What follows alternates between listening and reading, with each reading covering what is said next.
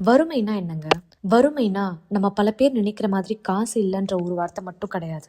அது ஒரு நாளைய வாழ்க்கை. காலையில எழுந்ததுமே இன்னைக்கு வேலை கிடைக்குமான்ற யோசனை, இரவு படுக்கும்போது நாளைக்கு சாப்பாடு எப்படின்ற பயம், இதுக்கிடையில சிரிக்கணும், குடும்பத்தை காப்பாற்றணும், மரியாதையோட நடக்கணும். இதுதான் வறுமையில இருக்கிற வாழ்க்கை. ஒரு அம்மாவை நினைச்சு பாருங்க. வீட்டுல அரிசி ஒரு கப்பு தான் இருக்கும். பிள்ளைகள் இருப்பாங்க. அவ என்ன பண்ணுவா? தான் சாப்பிட்டேன்னு போய் சொல்லிட்டு அந்த அரிசி எல்லாம் பிள்ளைகளுக்கே சமைச்சு கொடுத்துருவா. பிள்ளைகள் வயிறு ரொம்ப சாப்பிட்றத பார்த்து அவளுக்கு சந்தோஷமா இருக்கும். ஆனா உள்ளுக்குள்ள அவளுடைய வயிறு கபகபன்னு தான் இருக்கும். அந்த வலி யாருக்குமே தெரியாது. இதுதான் வறுமை. வெளியில அமைதியா இருக்கிறதும் உள்ளுக்குள்ள புயலா இருக்கிறது தான் வறுமை. வறுமை பணத்தோட மட்டும் சம்மந்தப்பட்டது இல்ல, அது கனவுகளையுமே சாப்பிட்டுடும். ஒரு பையன் நல்லா படிப்பான். டீச்சர் சொல்லுவாங்க, டேய் நீ பெரிய ஆளா வருவடா. ஆனா அவனுடைய வீட்டுல நிலைமை சரி இருக்காது. 10ஆம் கிளாஸ்க்கு பின்னாடி அவன் எப்படி அவன் படிப்பை தொடர போறான்ற ஒரு பயம் இருந்துகிட்டே இருக்கும்.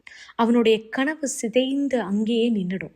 அவன் சோம்பேறி அப்படின்னு நம்ம சொல்ல முடியுமா? அவன் திறமை இல்லாதவன்னு நம்ம சொல்ல முடியுமா? கிடையாது. அவன் வறுமையில சிக்கின ஒரு பையன், அவ்வளவுதான்.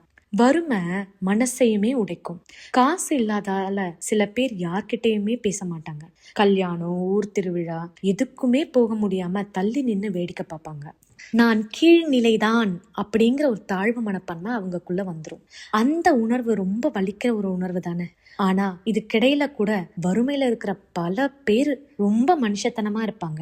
தங்களுக்கே இல்லைனாலும் இதை கொஞ்சம் எடுத்துக்கோங்களேன் அப்படின்னு பகிர்வாங்க. பேருந்துல டிக்கெட் இல்லாத ஒருத்தருக்கு 10 ரூபாய் கொடுக்குற அந்த கை தாயா உண்மையிலேயே அழகான கை. நம்ம என்ன செய்ய முடியும்? நம்ம எல்லாராலும் உலகத்தையே மாத்த முடியுமா? ஆனா நம்ம பக்கம் இருந்து சின்ன சின்ன விஷயங்களை செய்யலாம் இல்லையா? யாரையாவது இழிவா பேசாம இருக்கலாம். யாரோட கஷ்டத்தையும் லைட்டா எடுத்துக்காம காது கொடுத்து கேட்கலாம். உதவி செய்ய வாய்ப்பு வந்தா அப்புறம்னு சொல்லாம உடனே செய்யலாம். சில நேரம் ஒரு நல்ல வார்த்தையே ஒருத்தருக்கு ரொம்ப தைரியமிக்க வார்த்தையாக இருக்கும்.